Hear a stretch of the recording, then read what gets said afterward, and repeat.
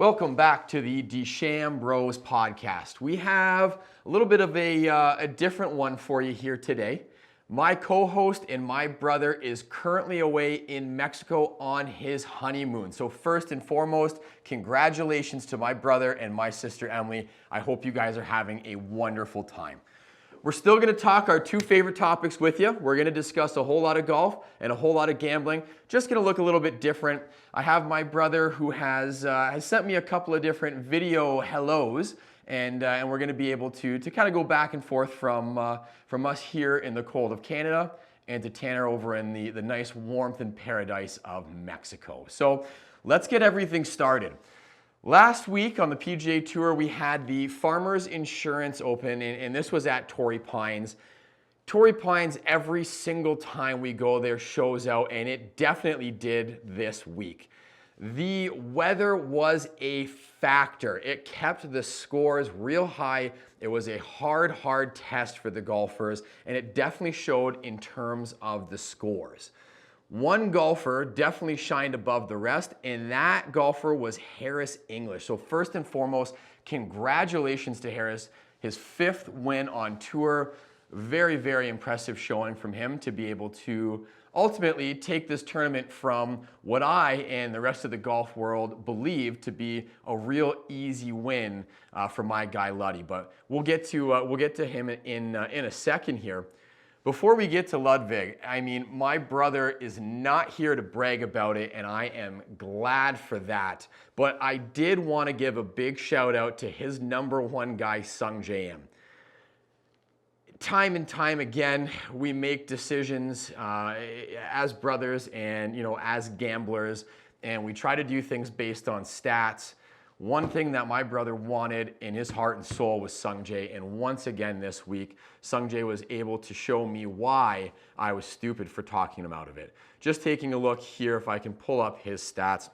Sung Jae, for the week, finished in the top 5. He came in T4, impressive showing. I mean, in a week where everybody was in the 70s, he definitely limited it and was never over par. 69, 71, 72, 71 to finish that -5 and take the T4. So congratulations to Sung Jae, and thank God Tanner's not here to be able to rub this in my face. I did want to talk about my guy Luddy. Ludwig had a very impressive showing. He was leading the tournament while battling an illness, and unfortunately he succumbed to that illness over the weekend and shot absolutely horribly. The amount of phone calls and text messages and DMs I got blowing me up about my guy Ludwig, the choke artist.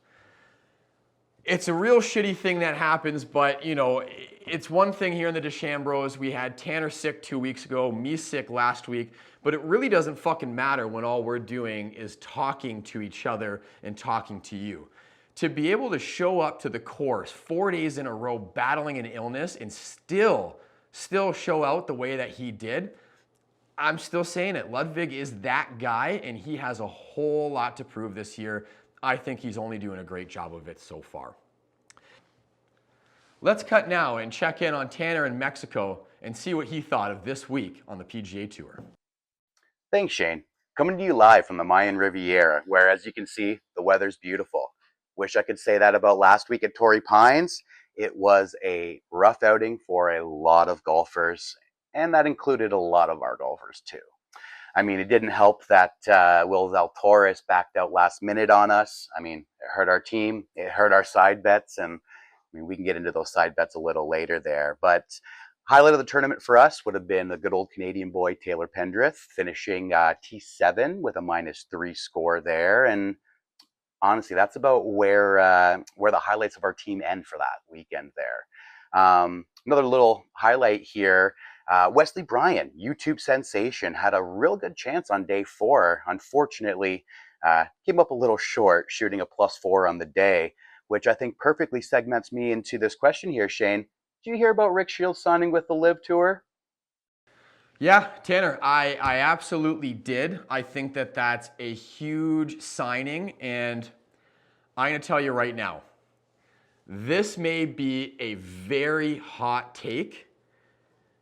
I truly believe that if the PGA Tour and LIV do not come to an agreement this year, in the next 5 years, that LIV Golf will be the premier destination for professional golf. Now, hear me out on this. Let's take a look at this weekend. Not just this weekend, but really every weekend on the PGA Tour, there's always the conversation that comes up on pace of play. 5.5 hours was the final grouping this weekend on tour. 5.5 hours of golf. It's hard to get anybody to pay attention to 5.5 hours of anything, never mind a sport, if you are not, an absolute golf diehard and sicko like we are.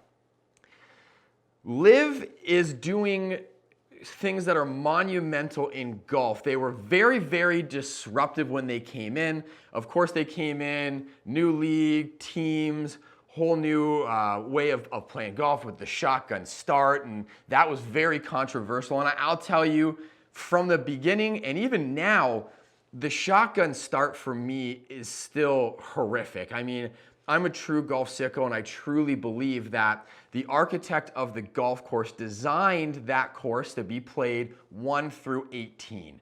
And scrambles and shotguns, they're great for the scramble tournaments and charity tournaments and things like that.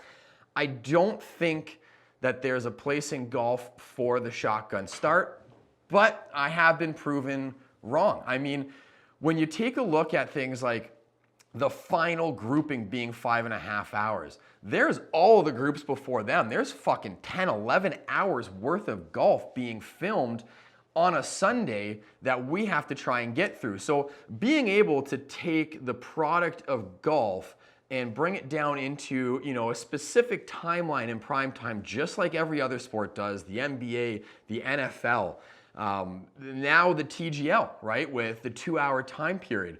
You're able to have enough attention span to get through all of the golf and still see all of the important shots all at the same time. So not only were they disruptive in changing the way that we view golf, they were disruptive in taking all of these star players away from the PGA Tour the way that they did.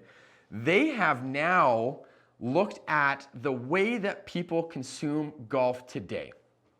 It is my true belief that all of the golf fans who are willing to be able to sit there and dedicate their entire weekend to a tournament of golf are disappearing, and they are disappearing fast. How are people consuming golf nowadays, and how are new viewers consuming golf nowadays? Well, they're consuming it on YouTube. And what better way to attract the new viewers and the up-and-coming viewers than to pair yourself with the #1 YouTube star in golf. Now, he may not be, an up-and-coming and a young and exciting golfer, but he is the biggest thing in YouTube golf, and now LIV has that. I said it before, and I will say it again. PGA Tour, you need to get into that room. You need to have the conversations, because if you do not, LIV is gonna leave you in the dust, man, and you're gonna be able to just stand there and think, what the fuck just happened? Now let's get to how did the DeChambeaus do? We didn't do great. We did okay. So our team was good enough to sit us at 106th for the week. That's top third there. It's okay. Again, not the best showing out of our team this week. We didn't have a lot of guys out there, and the guys that were there really didn't do much. Still at 152nd year to date. So we're in that bottom half of the pack. We need to be able to make some moves. Last week, notable showings from our team. We had, of course, the good Canadian boy Taylor Pendrith, T7. Great to have a top 10 finish out of our team. Even better to have it out of a Canadian. Captain Keegan Bradley, also another great showing out of Keegan. I feel like we say this every single week, and I'm loving that we do. T15 for Keegan, one shot away from being in a top 10 finish. week in and week out, we're continuing to see Captain Keegan climb that leaderboard, and I only think it's going to keep on going. I said it in the first episode, Captain Keegan set out with something to prove this year. I think the greatest thing that we can see, not only for our team, but for Captain Keegan himself, is earn yourself on to this Ryder Cup team and just say fuck it. You know what I mean? Not have to pick yourself, not have to be in that awkward situation, but also have the power to be able to say, I showed you I can do it, but I really don't need you. This week on the PGA Tour, we have Pebble Beach Week.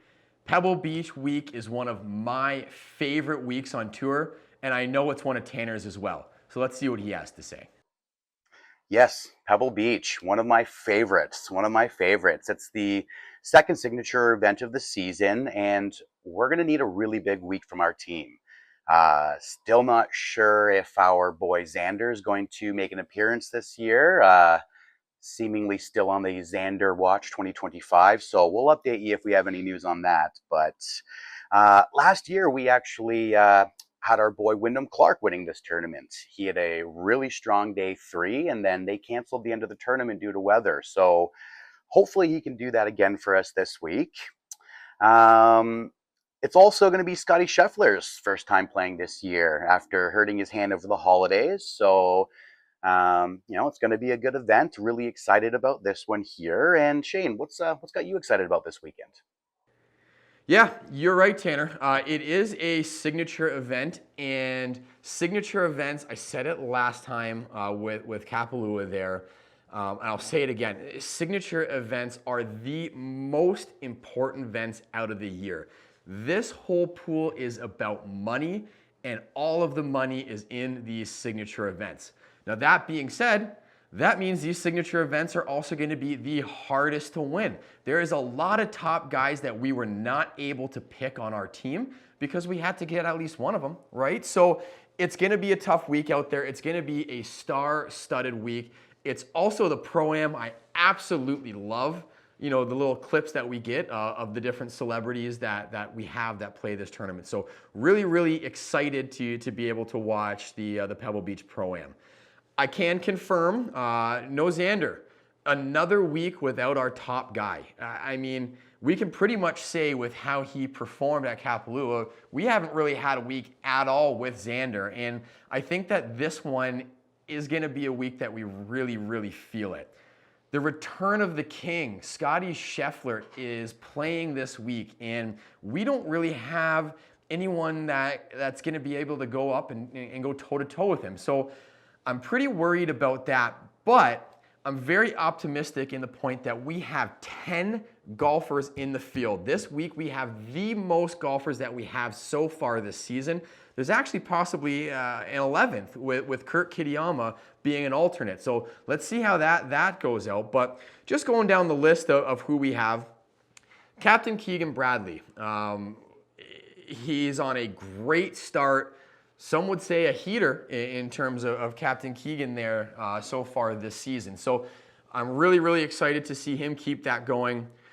Wyndham Clark, I would say, to piggyback off you, Tan, yeah, Keegan did win this tournament last year, but I'm really worried about that asterisk that's beside his name. He didn't play on Sunday, and it leaves that up to interpretation of, he had a fantastic Saturday, put himself in the lead. Could he have kept that up on Sunday? We're going to see. I mean, Wyndham's had a really, really slow start to this season. Hopefully he's able to get that kick in his ass by defending his title, and we get a good top finish out of him this week. Eric Cole is in the field for him.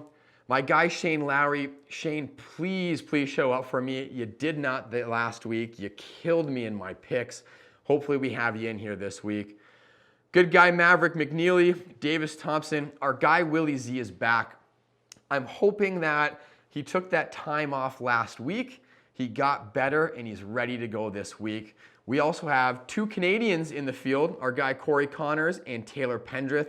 Taylor Pendrith, great finish last week. Hopefully he can take that momentum into this week and make something happen. Notable mention, Ramis Højgaard is having his debut this year at Pebble Beach this week. Leading finisher from the race to Dubai got him an exemption into this tournament. So first tournament that we're going to have with him on the team, and let's see how he does. Okay, I think that leads us into our 20s, 10s, and 5s. Last week was not a good week for us. I mean, this is 2 weeks in a row where we have not had some really good finishes. So I'm going to start off with me here. Last week for my top 20 bet, I bet my guy Shane Lowry. In his debut of the season, Shane Lowry missed the cut, really let me down in there. I still have a lot of faith. I love you, my man. Let's see something happen this week. Willie Z pulled out to injury. That was really unfortunate to see. Hopefully he got to rest up and we're going to see something good out of him this week. And then as we said before, my guy Luddy was my top 5. I thought this was an absolute lock for the win, never mind the top 5, but that illness kind of took him out.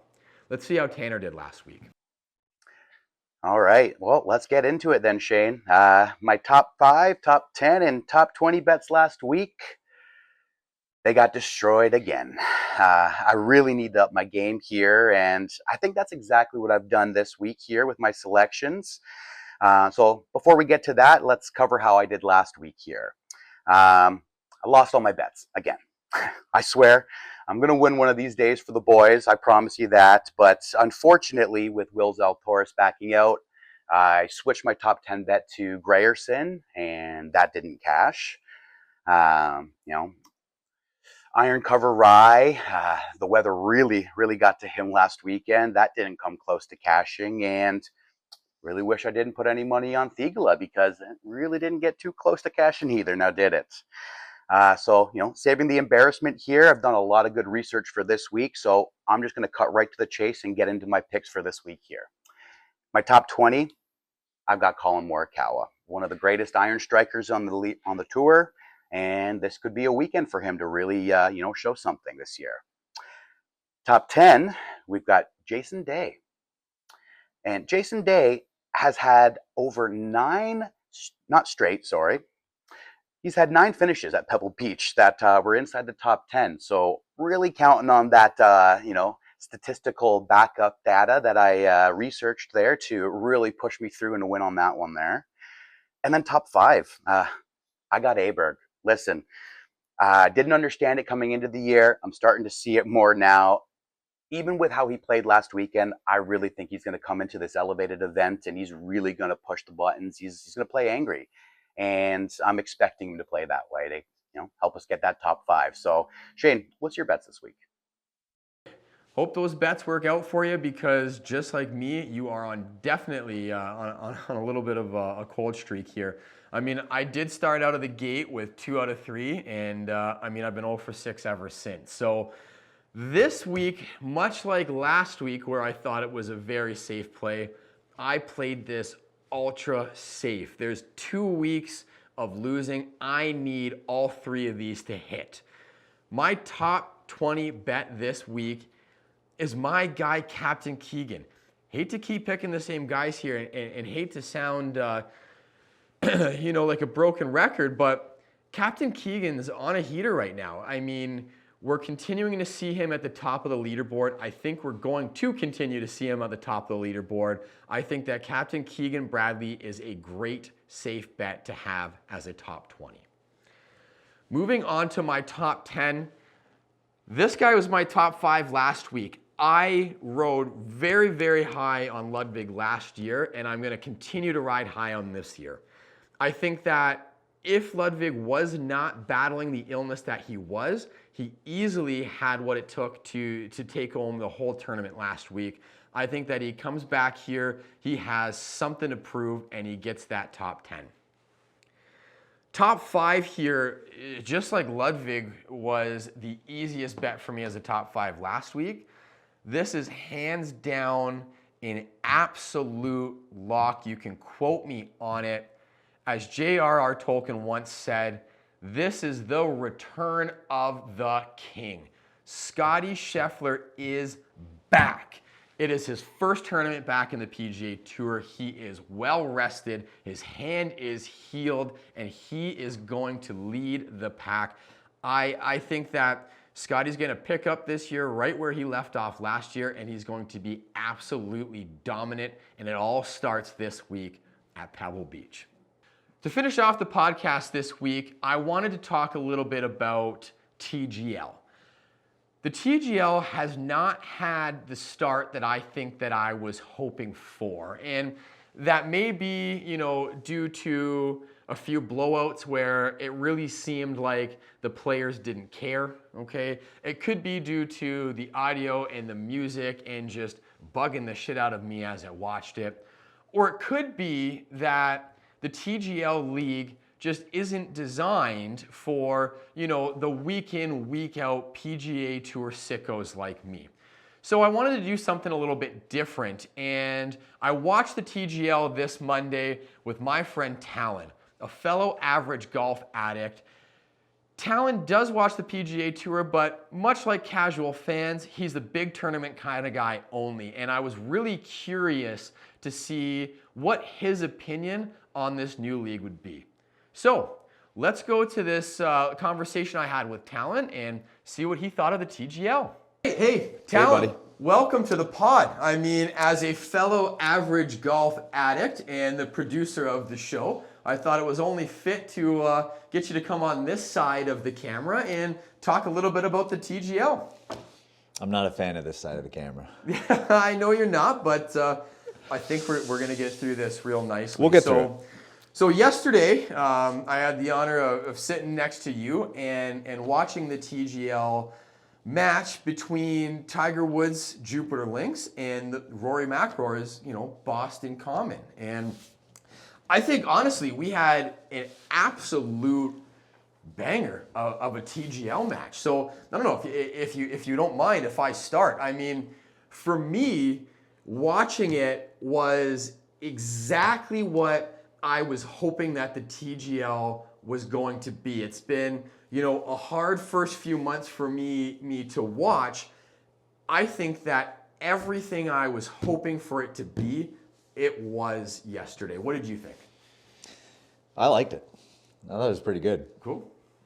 I didn't know what to think of it at first. Like you said, I don't watch a whole ton of golf.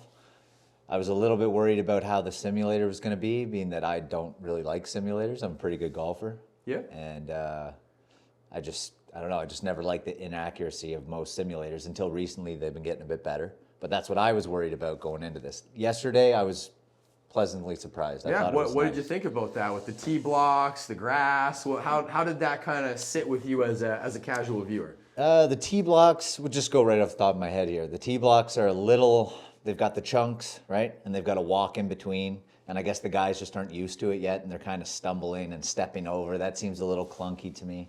I don't think they undulate at all, right? So if they're on a slope, I don't see that happening. It's all flat golf, baby. Yeah. It's all flat. Except the greens. I mean, again, Right. the technology in those greens, I think is incredible. The same kind of green format in every hole kind of can get a little bit boring, but I like how they twist and turn it and undulate it and change it. Once it gets to the green, I'm in. I love it at the green. Like I like it a lot, actually. What did you think about, the different holes and the designs? Well, because it was such a good match this time, I think that may be adding to me liking the holes more. For sure. But initially, when I've seen just commercials of it and whatnot, I thought that the graphics were a little, for a project of this size and the money they're putting into it, I thought they would have had some better graphics, honestly. Yeah, and I can definitely see where you're coming from with that. I mean, they're not hiding that this is a simulator league, right? So I don't know per se if, the graphics being better would affect the product or make it a better product in any type of way. I'll tell you, the first couple of matches I watched, I thought the holes being gimmicky as all hell was a little bit dumb. It's something that I honestly wasn't a big Like the fan lava hole, you of. saw a lot of that, right? You saw the lava hole. I didn't see that last that night. Sphere, the lava hole was in there. Was it in You're there? editing a little bit when that was in there, but that's okay. I'm glad I didn't There's see a lot, yeah, and again, it's a little bit silly, but I think to me personally, when I've watched the last 3 weeks and I'm watching an absolute blowout. I'm watching the players not take it very seriously. I'm watching the holes not being very serious. It's a lot of compound gimmick that I really didn't like. This week, the competition was neck and neck the whole way. The hammer was utilized, I think, 7 or 8 times. So it brought that into it. I want to get to the hammer. We'll get to that, okay. The players were into it. I mean, young Tom Kim, what a fucking stud. You see him laying down, reading the putts, like getting into it, the fist pumps, the roars. In terms of team golf and my team versus your team, it definitely delivered this week. And I think that level of competition allowed me to kind of immerse myself a little bit more into the gimmicky side of the holes, if that kind of makes sense to you. Yeah, that makes sense. I wish I saw the previous week to get a feel for the difference in what you're saying. But yeah, because it was such a tight match and they were all involved, it seemed pretty good. Let's get to the hammer then. I mean, it was a close match. The hammer was thrown a lot. What do you think of the hammer? I don't want to be too critical of anybody's ideas, especially this whole thing. They're putting a lot of effort, a lot of money into it, right? It's a blossoming idea, just like anything else. It takes time to get all the things right. So I'm not going to be too hard on anything. But just for fun, I don't like the hammer. I don't like that it's the orange cloth. I mean, I saw the people in the stands doing the little doing thing. the wave, That's yeah. all Like right, the okay, Pittsburgh all Steelers right. terrible towel, yeah. All right, but they throw it down. This is the thing I hate the most. They throw it down, and they got to point it out that they throw it down. The guys are like, hey, because the other guys are busy. They're doing their thing. They're looking at putts. They're not thinking about it. So they got to try to throw it where the other people see it. And they never see it from what I've seen so far. They got to, hey, point it out, and then they got to make the decision. It's a little clunky. I agree. It's a rag. I agree 100%. It's an orange rag. The hammer as a flag, I absolutely hate. And I had this conversation a few weeks back with my brother Tanner, and I have the same opinion now. Like, you have the technology, you have the screens, you have the fucking audio in the stadium. I know, because I can still hear the crowd and I can still hear the music. When it gets down to, the 15 seconds on the shot clock, which we'll get to in a second as well, but you get to that 15 seconds, you hear the heartbeat, which we'll get to that in a second. But again, I know that you have the technology and the ability to add these things in different elements. I don't understand why the hammer isn't like, go over there, Tiger, and fucking hit the hammer button and let's see a hammer come down on the screen with a crash and the lights fading. Some sort of... Or the whole thing goes, 100%. Called, or something like that. Let's get some drama in it. Right. And maybe it's, again, the flag in football, and you have that negative aspect of the refs, and it's just... The flag isn't doing it for me either. The hammer as a concept, the towel, flag, whatever the fuck. I'm calling it a flag because of football. It is just a long towel. It does. Yeah, it's not it, man. It's not it. Like, the hammer as a concept, I like, and I think that there was some really good use of it. There were some really big holes. I mean, Rory hits that long putt, tosses the hammer. Tiger hits a long one back in his face. That got me jumping out of my seat. That's the excitement I was looking for. That's their way of speeding it up too, as well, right? Yeah, I mean, you did see a point get conceded to a hammer as well. So I'm not sure if it's just a point of, hey, we can use the hammer, get you to concede the hole and speed it up, or if it's the competitive aspect of, I have the possibility of going 2 up on you this hole, or I'm 1 down and I have the ability of not just tying you, but going 1 up and having, a 2-point kind of swing on a hole. Right. That, again, keeps it more competitive. When we're watching matches that are fucking 9-1 and 6-1 and it's just like, what am I getting to? When you're getting into singles and there's not even a chance to win, what are we fucking doing? Like, what are we watching here for, right? And I think that there was, instances where the hammer could have been utilized to make those previous matches a little bit closer that weren't. I know that you didn't watch those, but in this instance, I thought that the hammer kept the excitement level up that I was looking for. It kept the 3 players on each team engaged, and it kept the competitive juices flowing, and it really made those shots look and feel like they mattered more. And I think that that's important. Like, if you think about the PGA Tour and the most important moments in golf, right? There are very, very important putts that have been made, right? And those putts are made because the moment, or those putts are important because of the moment. It's Right. a winning putt or a tying So you're saying putt. the hammer puts this kind of pressure onto... Yes, I'm saying that having that hammer come out there and making this putt potentially worth 2 points, right? If you miss this putt, the other team's getting 2 putts. If you points, if you make this putt, you push. Right. That brings the pressure and the excitement and makes that moment matter. Right. And that's Right. really So that's what I it's was for. looking for. That they're trying to pull out those moments with that. I See, I believe didn't so. quite understand it Yeah. fully until And to be honest with you, but it still needs to change from the reg. I agree with that. and we gotta get that reg the fuck out of there, man.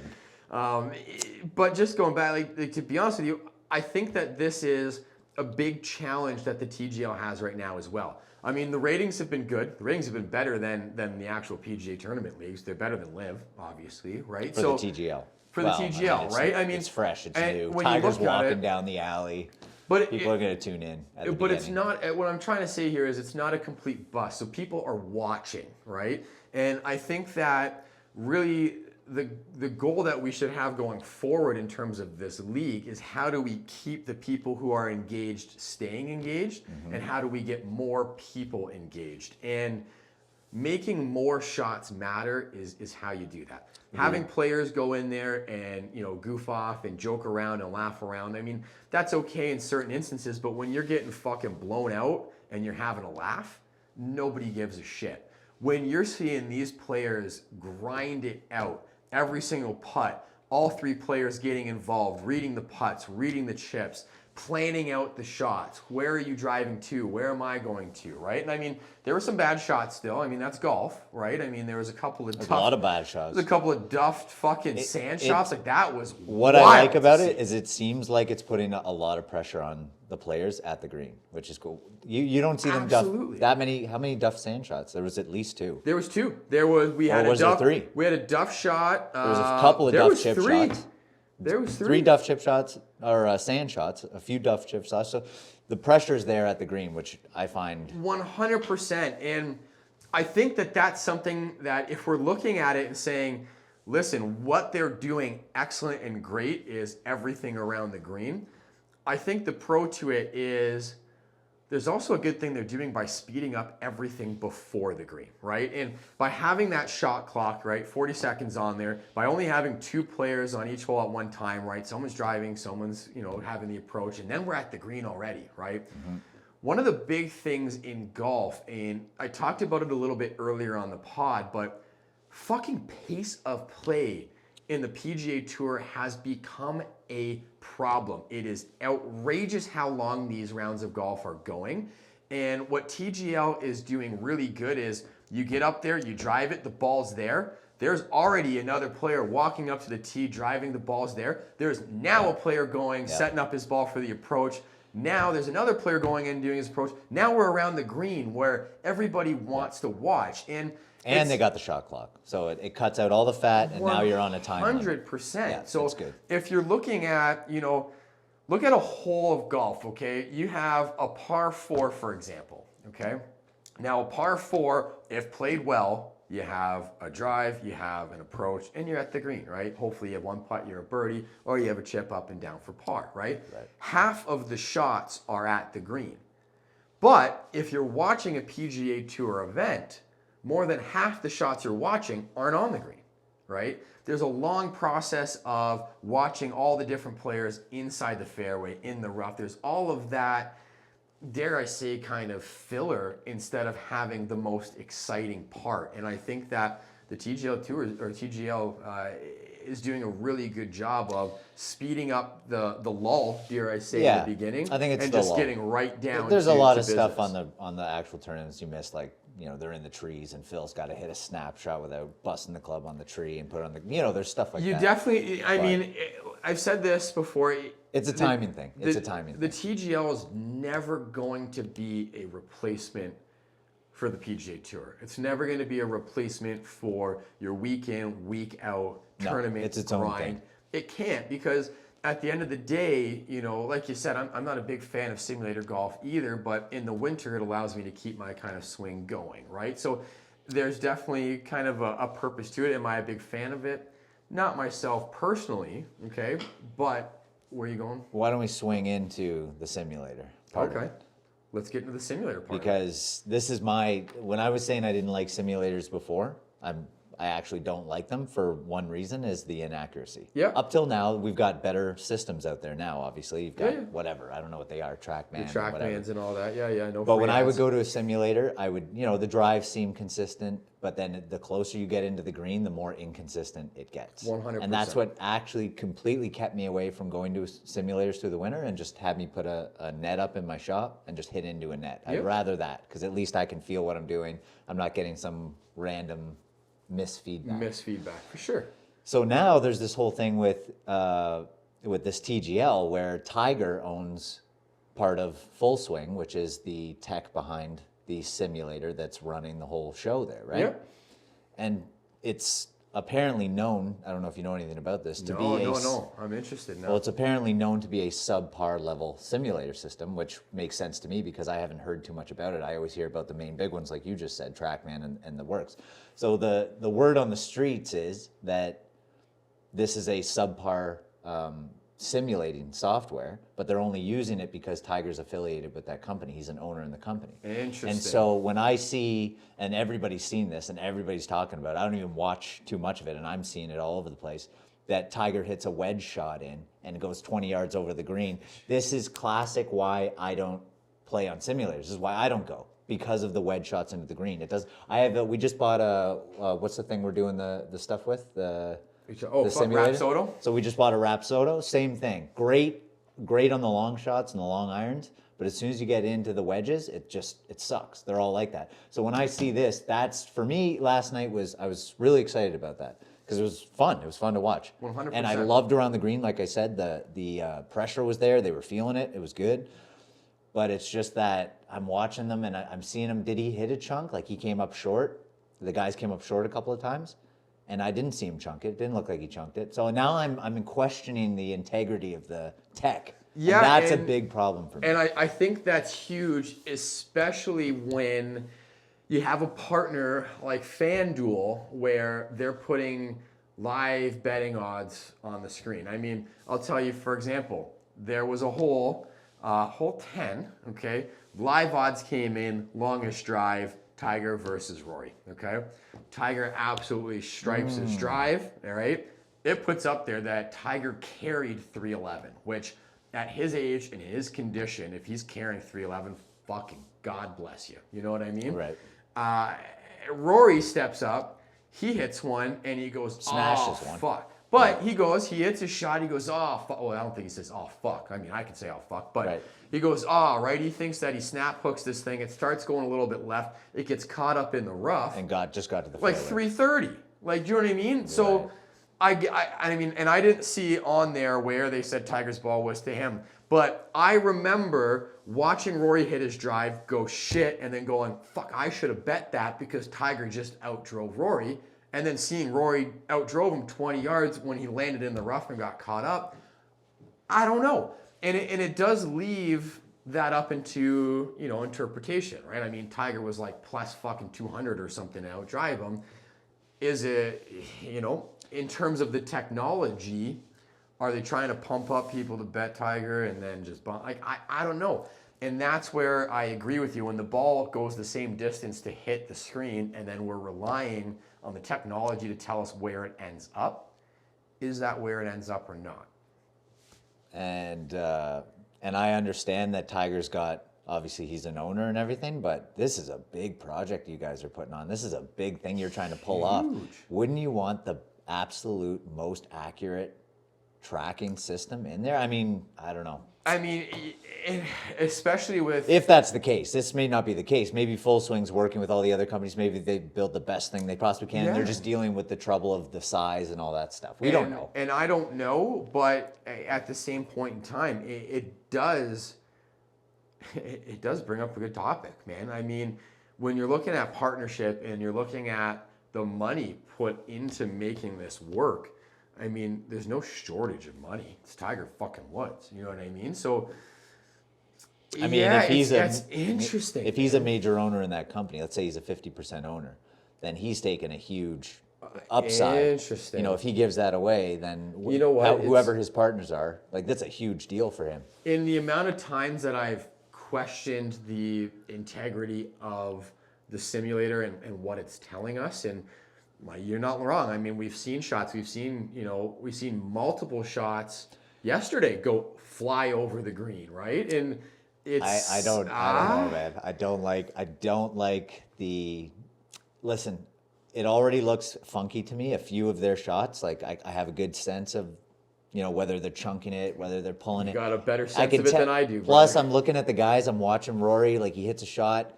I can almost tell that he knows that's not where it's supposed to go, but he's not going to say anything because he's involved in the whole thing. Nobody's going to point out the fact that the simulators are kind of off during the thing because they're all involved. For sure. But I can see it. It's just, and it's taken, I don't know, that's just, they got to fix that. And if they could with better tech, I mean, shit, Tiger, you just got to take one for the team and, kick your shitty software out and bring in the big boys. Yeah. For the... I couldn't agree more. Anyways. So. All right, well, let's get back, right before we finish, let's get back to the golf, right? So in terms of the round for me, just to wrap this up, I thought great match, competitive match, great pressure around the greens.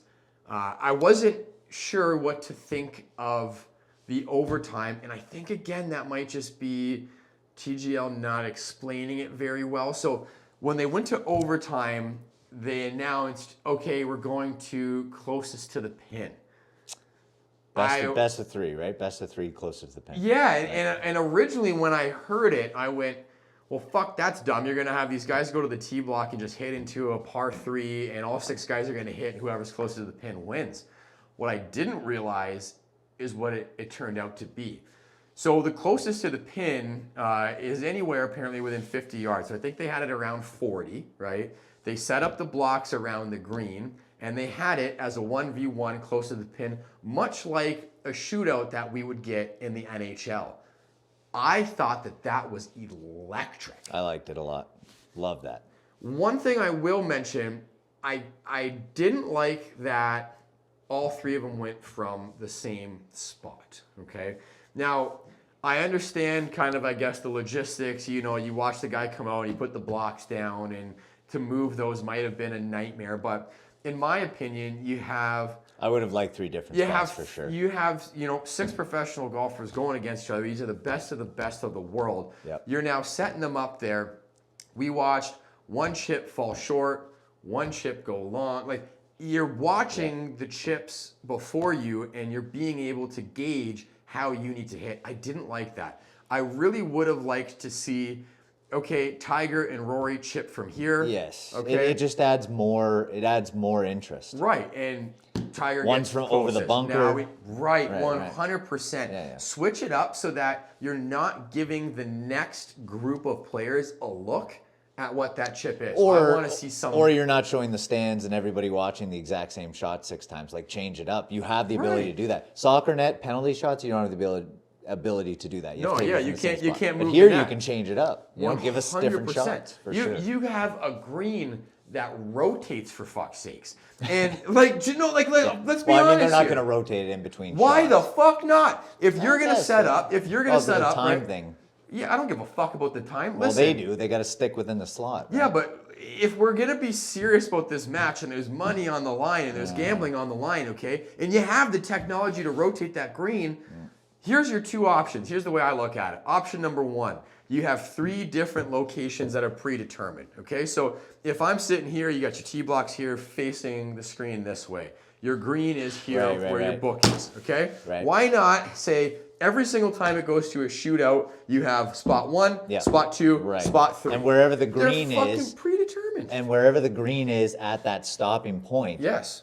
determines what those 3 shots are. 100%, because they just used the same green from the 15th hole. Which would be fun They too. didn't change it, right? Because you got the, like last night they had an elevation here, Huge. right? And they're hitting into the elevation. Whereas if you had that same green position with spot 3, now they got to like flop it. What if I got to go? I got now have to go over the bunker and stop it short-sided, or I'm going to roll down the hill. Way more interesting. Right, 100%. So in my mind, give me 3 predetermined where they all are different shots, or if you want to have your perfect film shot where the film crew turns around and you have the crowd and you have the green, set up my spot here, Tiger, Rory, chip. Fucking spin that goddamn green, right? And then move on to the next 2 that are going to you got a spinning green, like, you know. Use the spinning fucking... That is exciting, man. That is talking about exciting. Having the players watch the green change would be electric to see them have to gauge how they're going to chip it. Agreed. But I would say, all in all, a great showing from the TGL. It has sparked the fire that I had for this league coming into week 1. You were pumped up about it. I was pumped up, and then I Met by was immediate- fucking deflated. Immediate letdown. And I am pumped up again. I cannot wait to see what's in store for us for the rest of the year. But that leads me to, I have one question for you, Talon. If you had to, off of watching the match last night, give the TGL a rating between a scale of 1 and 10. 1 and 10 compared to the other golf leagues kind of thing? Like, I'd say let's do it. 1 and 10 compared to what's out there right now. Well, this is going to be different from everybody, obviously. I don't watch a whole heck of a lot of golf. And when I do, it's big tournaments, like you said, and it's Sunday afternoon. For sure. So typical casual golf view, just because of that, and that I know, and it's my opinion, that the whole sport needs an overhaul and something new. I think that just the fact that this is so new and they're cutting out that flack of the time, which is such a problem for everybody, and everybody's bored with the sport. I think that puts it up to, I don't know, it's got to be that's a hard question. I'd say let me make this easier for you. Let's not give it a rating, and let's just ask a very blunt question here. Based on what you saw yesterday, will you be watching the TGL next week? I'm going to watch it next week. And that's a beautiful, beautiful win. I'm going to watch it next week. Guys, thank you so much for joining us on this Desham Bros podcast. I know it was a little bit different without having my brother. Hello again to Mexico. Hope you're having a great time. I cannot wait for you to be back into the cold. Join us next week where I will be joined by my brother again, and we'll see exactly how the Pebble Beach Pro-Am went, and maybe we'll get another opinion out of Talon and see what he thought of the TGL. Do I get to do the DeChambro dab up or what? DeChambro dab up, baby.